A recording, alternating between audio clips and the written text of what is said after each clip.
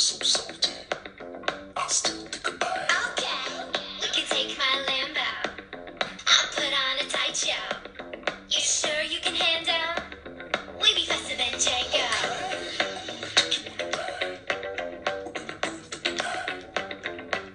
So salty. I still think about it. We can take my Lambo. I'll put on a tight show. You sure you can handle? We be faster than Django. 네, 여러분 안녕하세요. 발칙한 뉴스 정일이 아나운서입니다. 황교안 전 총리가 어제 기어코 당대표 출사표를 던졌습니다. 자유한국당의 당대표가 되어보겠다고 당찬 포부를 밝혔는데요. 특히 출마 선언식에서 한 발언이 눈길을 끌고 있습니다. 무덤에 있어야 할 386 운동권 철학이 21세기 대한민국의 국정을 좌우하고 있다며 문재인 정부를 비난했다고 하는데요. 아니, 운동권 철학 운운하시기 전에요.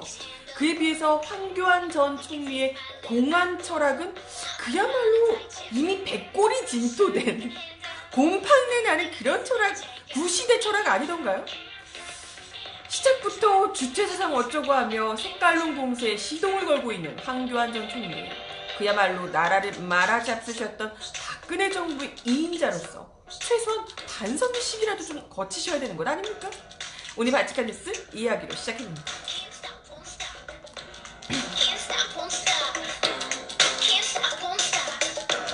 Can't stop. 네, 여러분 어서오세요. 안녕 하시네요. 네, 어서오세요. 발칙한 뉴스 시작하겠습니다. 어제 방송 좋았어요. 눈물이 나왔습니다. 정말요? 네. 아유, 감사합니다. 근데 어제 제가 오보를 낸 게 있어요. 그래서 미리 말씀을 드리려고. 저희가 지금 업데이트된 영상에는 이 부분은 좀 잘라서 뒷부분만 업데이트를 했는데요. 어제 이제 김복동 할머니, 고인이 되신 김복동 할머니의 이런저런 이야기를 이제 전하면서 그 I Can Speak 영화가 김복동 할머니의 이 모델, 김복동 할머니를 모델로 한 영화다라고 했는데 이용수 할머니가 모델이시라고 오보를 전해드려서 본의 아니게 제가 죄송하다는 말씀을 전해드리고요.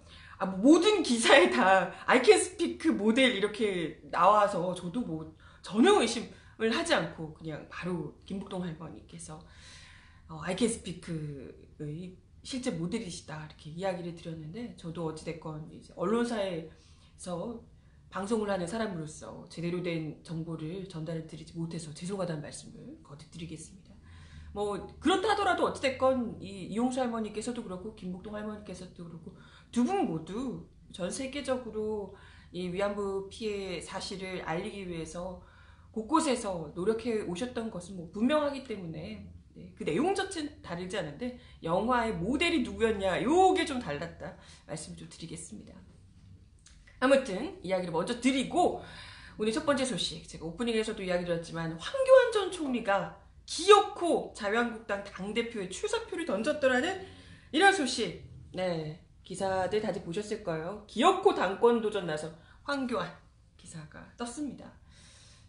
그 당 안팎으로 시비가 있었지만 이 사람이 과연 당대표에 출마하는 것부터가 말이 안 된다 이런 얘기들이 있었어요. 근데 그럼에도 불구하고 끝내는 그 욕심을 버리지 못하고 당대표에 출마를 했다고 하네요. 여기 당대표 출마 선언을 하시면서 현재 국가 상황을 총체적 난국이다 라고 얘기를 하면서 위기의 나라를 지키기 위해 당대표가 되어 싸우겠다, 자유한국당을 압도적인 제1야당으로 만들겠다, 이런 아주 당찬 포부를 밝히셨다고 합니다. 글쎄 뭐 위기의 나라를 지키기 위해서 뭐 이렇게 얘기를 하셨는데, 글쎄 우리나라 최악의 위기 때 대통령 권한대행 아니셨던가요? 우리나라 그 난리가 났던 그 박근혜 정부 시절에 무려 법무부 장관, 국무총리, 거기다 대통령 권한대행까지 하면서 나라를 잘도 말아잡수셨던 분이 어떻게 위기의 나라를 구하는 걸까요? 글쎄 그때에 비해서 현재 정부가 위기인지도 모르겠지만, 박근혜 정부 때 비해서 위기인지도 모르겠지만, 글쎄 다른 사람들이 그런 얘기를 하면 그런가, 뭔가 좀 달리 경제 위기나 이런 부분에서 또 돌파구를 만날 수 있을까를 고민할 수 있다 치더라도 적어도 황교안 전 총리가 그런 얘기를 하는 건 진짜 아니지 않나요? 정말 아니지 않나? 뻔뻔하기 좀 짝이 없네요. 어제 서울 여의도 자유한국당 당사에서 한 150여 명 정도의 지지자들이 모인 가운데 박수와 함성 속에 등장을 했다고 합니다. 황교안 총리가. 여기서 이제 그 지지자들 앞에서 막 황교안 이렇게 연호하는 그 지지자들 앞에서 출마 선언문을 읽으셨는데 정말로 보호받아야 할 서민들의 삶은 나락에 떨어졌다. 누가 떨어뜨렸을까? 누가 떨어뜨렸을까요? 서민들 짓밟은 건 누굴까요? 그러면서 한마디로 총체적 난국이다. 세계에서 가장 젊고 역동적이었던 대한민국이 낡고 무기력한 나라로 무너져가는 것이 지금 우리가 겪고 있는 위기의 본질이다 라고 통탄했다고 합니다. 야, 세계에서 가장 젊고 역동적이었던 나라가 적어도 박근혜 정부 때는 아니었을 텐데 그렇지 않나요? 박근혜 정부 때 누가 세계적으로 젊고 역동적이었다고 했나요? 그때 세계적으로 독재자의 딸 다 막 독재자 이거 세계적으로 젊고 역동적인 나라를 보여준 것은 박근혜를 몰아낼 때 아니었던가요? 우리가 국민들이 촛불을 들고 그걸 몰아낼 때 야 대한민국 이 정도다. 이렇게 젊고 역동적인 나라다. 힘 있는 나라다. 이런 걸 그때 보여줬지 우리가. 적폐를 몰아내는 걸 보여줄 때 그때 정말 역동적이었죠. 우리가 정말 젊구나 하는 걸 보여줬죠. 근데 뭐 글쎄 지금 현재 대한민국이 낡고 무기력한 나라라는 것은 뭐 본인 평가이신데 이걸 이제 과거로 퇴행하고 있는 위기의 대한민국이라며 이걸 본인이 반드시 되살려내겠다. 이 정권의 경제 폭정을 막아내고 국민 여러분과 함께 새로운 도약과 번영의 미래로 힘차게 나아가겠다. 이렇게 이야기를 하셨다고 합니다. 진짜 무슨 아니 그 다 떠나서요. 아니 뭐 사람에 따라서 현 정권이 너무 옛날 스타일이다. 정말 뭐 과거로 퇴행하고 있다. 이렇게 생각을 할 수 있다 쳐요. 사람에 따라서. 그런데 적어도 눈을 말하지만 정말 과거 퇴행을 얘기할 수 있는 사람이 적어도 황교안 전 총리는 아닌 것 같다는 거죠. 아니 누가 봐도 황교안 전 총리가 훨씬 더 옛날 사람이시잖아요. 너무나도 구시대 사람이잖아요. 아니, 누가 누구에게 퇴행이라고. 미스터 국보법 누구신데요 대체. 독재 정권을 옹호하는데 아주 일생을 바치셨던 그런 분이 지금 문재인 정부 촛불 들어서 일궈낸 이 현 정부가 구시대라고 하면 뭐야 대체? 이 선후 관계를 잘 모르시는 거 아니에요? 시간 흐름을 모르시나? 대체? 특히 이날 황 전 총리가 문재인 정권을 비판하는 과정에서 떼진한 색깔론을 들고 나오기도 했는데요. 옛날 냄새, 막 구시대 냄새 막 나잖아요. 색깔론 언제적 얘기야? 색깔론 얘기하면서 어떻게 지금 정부를 과거로 퇴행하고 있다 이런 얘기를 할까요? 진짜 웃기죠. 뭐라고 했냐면요. 김정은을 칭송하고 북한을 찬양하는 세력들이 당당하게 광화문 광장을 점령하고 이게 지금 촛불 세력들이 지금 촛불 시민들이 김정은을 칭송하고 북한을 찬양하는 세력이다 이런 얘기신가? 당당하게 광화문 광장을 점령하고 80년대 주체 사상에 빠졌던 사람들이 청와대와 정부, 국회를 장악하고 있다. 과연 이 정권이 추구하는 통일과 국민 대다수가 생각하는 통일이 같을 것인지 걱정하는 국민이 늘고 있다. 몇 명이나 늘었을까요? 현 정권의 이런 남북관계, 한반도 정책에 대해서 찬성하는 국민들이 대다수입니다. 누가 봐도 압도적이죠. 누가 봐도. 근데 글쎄 본인이 생각하시는 국민은 그 앞에 모아놓은 150여 명 지지자들 태극기 들고 얘기하시는 그런 분들밖에 없을 태극기를 들고 같이 태극기 부대가 한 몇 명 더 늘었다 이런 얘기신가? 네, 지지율이 지금 자유한국당이 조금 높아져서 그렇게 생각하시는지 모르겠는데요. 다른 걸 다 떠나서 아직까지도 지금 이 시기에 한반도의 이런 그 정세가 정말 어제 오늘이 다르게 바뀌고 있는 상황이잖아요. 그리고 곧 있으면 북미 2차 회담이 지금 열릴 예정이고요. 이런 상황에서 북한 찬양하고 자시고의 문제가 아니라 통일을 하자고. 더 이상은 이런 낡은 구시대적 색깔론에 더 이상은 우리가 휘둘리지 않고 제대로 한반도의 평화를 위해서 큰 걸음을 나아가자 이런 얘기를 지금 하고 있는 상황에 아니 이게 지금 문제가 있으면 미국에서는 왜 그렇게 열심히 북한과 대화를 하려고 하겠어요.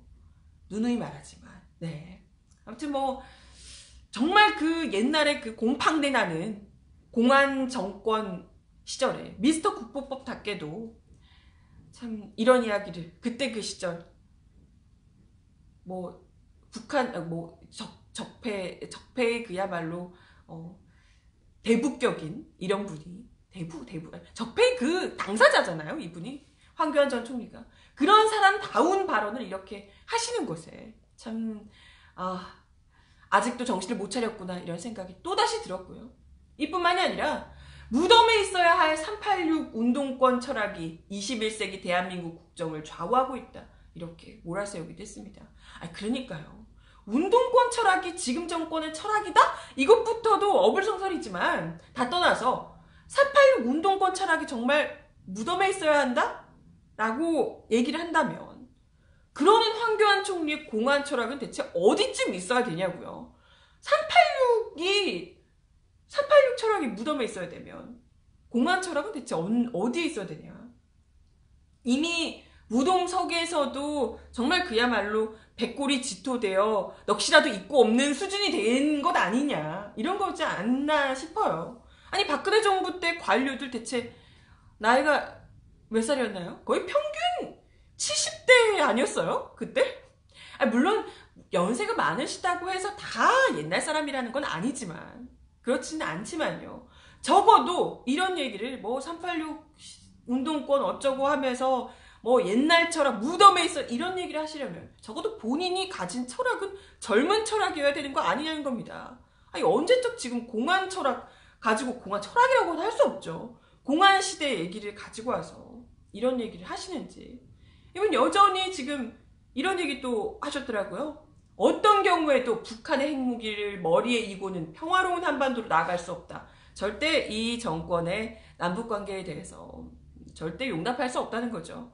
그럼 미국한테 가서 그렇게 좋아하시는 미국한테 바지끄덩이 자꾸 말리시라니까요.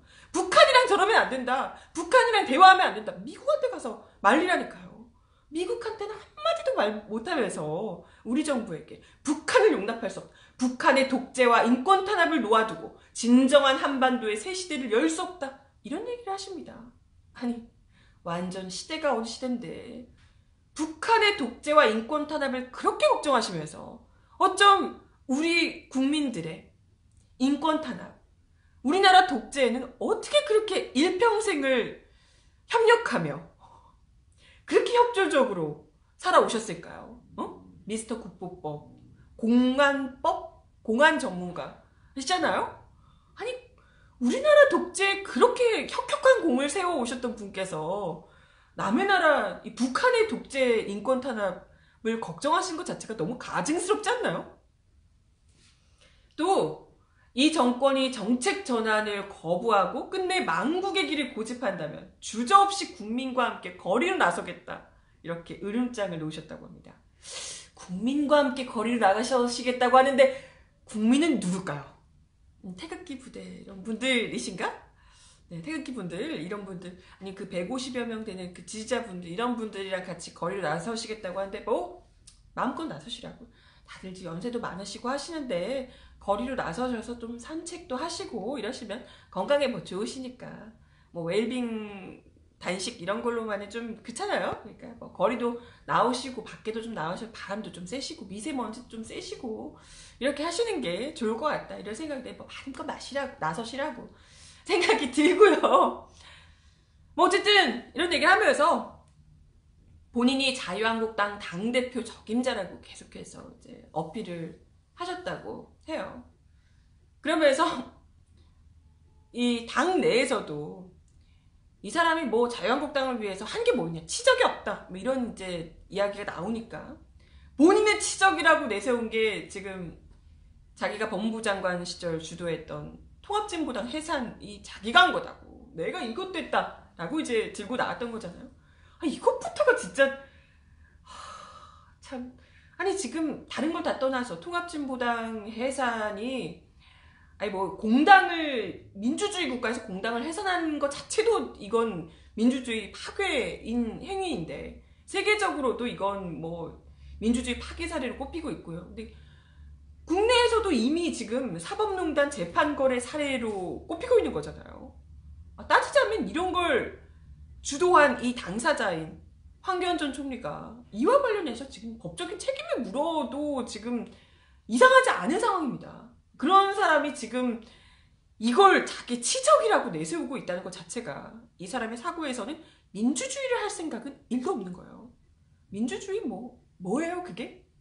그 이분이 해오셨던 길은, 걸어왔던 길은 공안과 독재밖에 없었기 때문에 이게 당연하다고 생각하는 사람인 거죠. 이런 사람이 제1야당의 당대표를 하겠다. 이렇게 지금 나오고 있는 거고요. 근데 뭐 100번 양보해서 이분 말대로 정당 해산이 헌법재판소의 결정이었기 때문에 뭐 정당한 거다. 이를 통해서 뭐 헌법 정신을 지켰다라고 자랑삼아 얘기한다면, 아니 그런 논리대로라면 적어도 헌법재판소의 대통령 탄핵 결정에 대해서는 그건 헌법 정신을 지킨 것이다. 마찬가지로 그렇게 얘기해야 되는 것 아닌가. 그렇다면 지금 태극기 부대가 계속해서 대통령 탄핵을 부정하고 있는데 이에 대해서는 그래도 헌법재판소의 결정이기 때문에 따라야 한다라고 적어도 얘기하셔야 되는 건 아닌가요? 응? 뭐 논리가 없어. 논리가 아주 귀에 걸면 귀걸이, 코에 걸면 코걸인 거죠. 뭐 그러면서 태극기 세력이라고 하는 분들은 우리나라가 지금 여기까지 오도록 헌신하고 봉사하신 귀한 분들이다 라고 하면서 추켜 세우기도 했습니다. 이게 뭐겠습니까? 지금 본인이 이제 자유한국당 안에서 어떻게든지 이 태극기, 어차피 박근혜 정권의 사람이잖아요. 박근혜 정권이 2인자였고 적폐의 그야말로 그 정중앙에 있었던 사람입니다. 그런 사람이기 때문에 자기가 끌고 갈 수 있는 사람은 태극기 부대 이분들밖에 없다 이렇게 생각을 하는 거죠. 이 사람들이 끌고 가겠다 이런 생각을 한 듯합니다. 아무튼 뭐 이날 현장에 모인 한 150여 명의 지지자들이 황 전 총리의 발언이 이어지는 내내 아주 당대표 황교안을 연호하며 뭐 꽃다발도 받고 아주 뭐 난리였다고 합니다. 네, 아주 밝은 미소를 띠며 네, 아주 안보 대통령 황교안, 경제 대통령 황교안 피켓까지 등장하면서 뭐 벌써 대선이에요? 당대표 아니고 대선 출마였어? 벌써 이제 대통령으로 이 사람을 모으겠다고 지지자들이 뭐 그러셨다고 합니다. 그래서 이야기한 내내 옳소 맞다 하면서 막 맞장구도 치시고 일부 그에게 불리한 질문을 하는 기자들에게는 네가 기자냐? 질문이 그게 뭐냐? 문재인이 보냈냐? 라고 폭언을 쏟아내기도 했다고 하네요. 아무튼 뭐 이렇게 든든한 지지자들 틈에서 아주 안전하게 기자회견을 마친 황 전 총리는 지지자들과 악수를 하며 이렇게 뭐 꽃다발도 받고 사진도 찍고 이렇게 흡족한 얼굴로 퇴장을 하셨다고 합니다. 어쨌든 이 출마를 선언하는 기자회견장 자체가 황교안이라는 사람이 어떤 정치 철학을 가지고 앞으로 어떻게 정치를 하겠다 이걸 보여주는 자리였을 텐데요.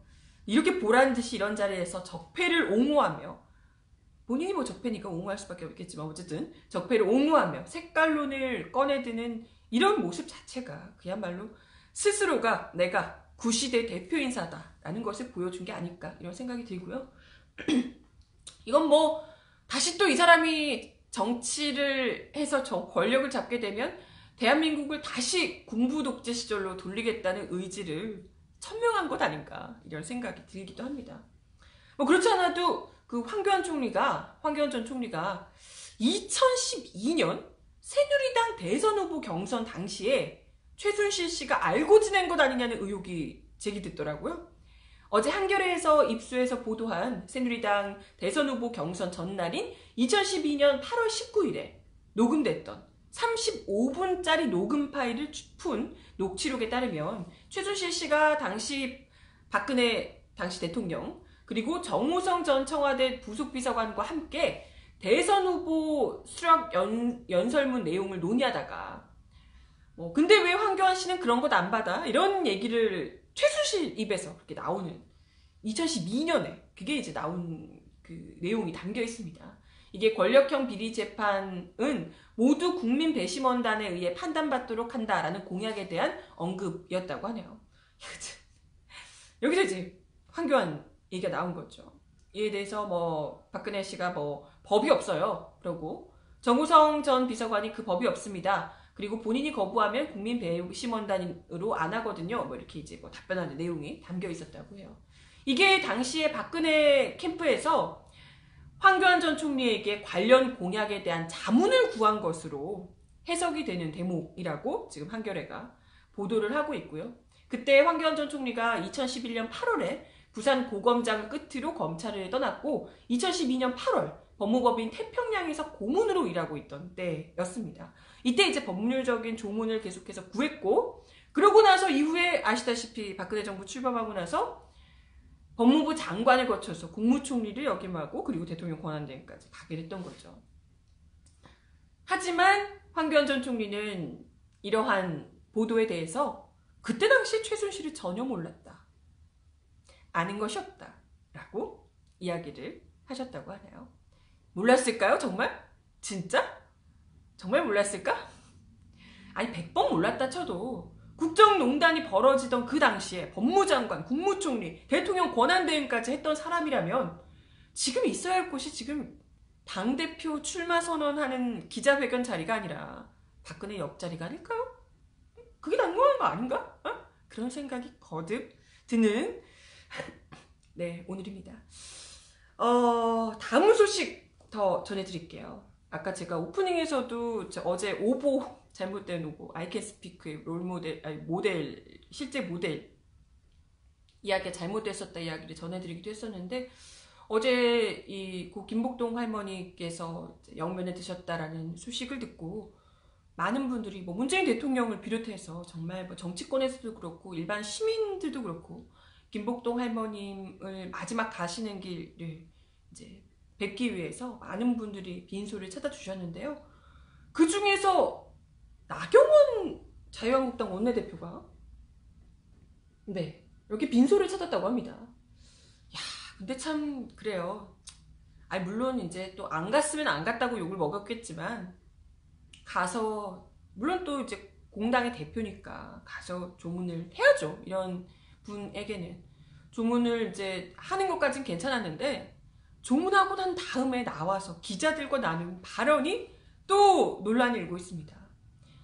나경원 원내대표가 어제 오후 2시경에 이 장례식장을 찾아서 김복동 할머니의 명복을 빌었는데요. 여기서 이제 기자들이 이것저것 나경원 원내대표 왔다 이러면서 이제 우르르 몰려가서 질문을 했겠죠. 근데 이와 관련해서 여기서 이 자리에서 한일 위안부 합의에 대한 입장이 어떤지에 대해서 질문을 받았습니다. 근데 사실 좀 이 자리에서도 굉장히 의도적인 거죠. 의도적인 건 뭐라고? 거기서 또 나경원 원내대표가 이때까지 했던 발언을 완전히 뒤집으면서 잘못됐다고 생각합니다라고 얘기하기엔 나경원 원내대표의 정체성과 너무 맞지 않고 그죠? 나경원 원내대표의 가고자 하는 그 친일의 길과 너무 다르고 근데 또 그 자리니까 약간 좀 얘기를 하기가 약간 좀 그랬겠죠. 근데 어찌됐건 그럼에도 불구하고 그 자리에서 아주 소신있게 외교적으로 의미 있는 일이었다라고 답을 했다고 하네요. 네. 그 굴욕적인 한일 합의가 네. 피해자들 그 누구의 의견도 듣지 않고 막무가내로 밀어붙여서 김복동 할머니께서 그야말로 마지막까지 분노를 금치 못하셨던 그 합의가 외교적으로 의미 있는 일이었다라고 얘기를 했다고요. 그러면서도 뭐 이제 그 조문하는 자리니까요. 하지만 할머님들의 의견을 수렴하지 않은 부분에 대해서는 매우 잘못됐다고 이야기를 했었다. 언제 그러셨지? 언제 그러셨을까? 네, 자기 뭐 그렇게 얘기를 했대요. 그래가지고 네, 글쎄 할머님들의 의견을 수렴하지 않은 부분은 잘못했지만 하지만 외교적으로는 의미 있는 일이었다라고 이야기를 하셨는데요. 그래서 끝까지 이런 상황에서도 이렇게 또 한 분 마지막 돌아가시는 길에서 또 일본에 대한 분노를 얘기하셨던 김복동 할머니의 조문하는 자리까지 와서 굳이 이런 얘기를 할 거면 하지 말든가 왜 거기 가서 그런 얘기를 해서 여러 사람 정말 속을 가시는 길까지 불편하게 이런 얘기를 왜 하시는지 모르겠어요. 차라리 그런 생각을 하시거든 그냥 노코멘트 하겠습니다 하고 가는 게 낫지 않았을까요? 왜 거기서 그 조문한 자리에서 끝까지 그런 얘기를 외교적으로 의미 있는 일이었다 이런 얘기를 왜 하시는지 모르겠어요. 정말 납득이 안 되네 진짜. 그때 굴욕협상을 했던 박근혜 정부 2015년 12월 28일이었는데요. 그때 한일 위안부 합의 당시에 당시 나경원 의원이었죠. 그때 새누리당 의원이 국회 외교통일위원장을 맡고 계셨다고 합니다. 그래서 그때 자기가 이제 국회 외교통일위원장 맡고 이런저런 일을 많이 하셔서 그래서 지금 뭐 문재인 정부에게 일본 심기 건드리지 말라고 일본에게 뭐 그러지 말라고 이런 조언을 훈수를 두시는 건가요? 그런 건가? 아무튼 그때 국회 외교통일위원장이었던 나경원 새누리당 의원이 그때 당시에 이 합의하고 나서 굴욕적인 협상이다 그렇게 비난이 쏟아지는 가운데서도 현실적 제약 하에서 외교적으로는 그래도 잘한 협상이다 이렇게 평가를 했었다고 합니다. 그리고 이제 그 다음날에 라디오에 출연해서도 막 엄청 비난이 쏟아지니까 다소 아쉬움은 있다라고 하면서도 그나마 차선의 선택이 아니었나 라고 생각한다 라고 끝까지 괜찮은 일이었다고 이야기를 했습니다. 근데 참 그때도 그랬지만 여기서도 김복동 할머니 빈소에서까지 와서도 똑같은 입장을 외교적으로 의미 있는 일이다 라고 이제 이야기를 한 것 자체가 정말 이 사람은 고쳤을 수 없는 사람이구나. 정말 뭐 나름대로 뚝심이 있네요. 아주 그런 다른 의미에서 뚝심이 있고 절대 그런 상황에서조차도 절대 본인의 그 뭐랄까요 본인의 주장을 조금도 본인의 그 가치관을 조금도 바꾸지 않는 이런 모습을 보여주면서 역시나 이분은 적어도 자국 국민을 위하는 사람은 아니구나. 자국 국민의 입장에서 서서 이 본인이 가진 뚝심을 발휘하는 사람은 적어도 아니구나. 이런 생각을 거듭 하게 됐습니다. 아무튼 그때 양승태 사법부에서 박근혜 정부 당시에 위안부 피해자들이 일본 정부를 상대로 냈던 손해배상 소송에도 개입했던 것으로 알려지고 있습니다. 김복동 할머니 등 위안부 피해자들이 한일 위안부 합의 1년 뒤인 2016년 8월 일본을 상대로 우리 법원에 손해배상 소송을 냈었는데요. 하지만 일본 정부가 3번이나 소장 수령을 거부하면서 지금까지 재판이 한 번도 열리지 않았던 바 있습니다. 이 위안부 합의 직후인 2016년 1월 4일에 법원행정처 기획조정실에서 위안부 손배 판결 관련 보고 대회비라는 문건을 작성했던 것으로 알려지고 있습니다.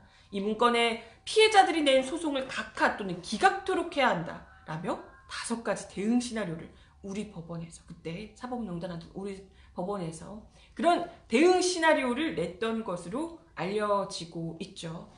그때 박근혜 정부가 위안부 합의를 발표하면서 최종적이고 불가역적으로 해결됐다라고 이제 주장을 했었죠. 그때 양승태 사법부가 이런 박근혜 정부의 입장에 맞춰서 대응 전략을 짠 것으로 검찰이 해석하고 있습니다. 그랬던 정부에서 또 잘된 외교적으로 너무 잘된 합의였다고 아직까지 그렇게 이야기를 하며 국회 외교통일위원장 역할을 맡아서 이렇게 이야기를 했던 분 아직도 여전히 조금도 달라지지 않은 모습으로 똑같은 이야기를 무려 김복동 할머니 빈소에 가서 또 하고 있더라라는 얘기를 드렸습니다. 역시 사람은 고쳐 쓰는 게 아니에요. 안 될 것 같아요. 근데 시간 벌써 이렇게 됐네요. 발칙한 뉴스도 오늘 여기까지고요. 오늘 준비한 내용은 여기까지고요. 저는 내일 12시 30분에 다시 오도록 하겠습니다. 오늘도 좋은 날을 보내시고 내일 다시 만날게요. 여러분 안녕.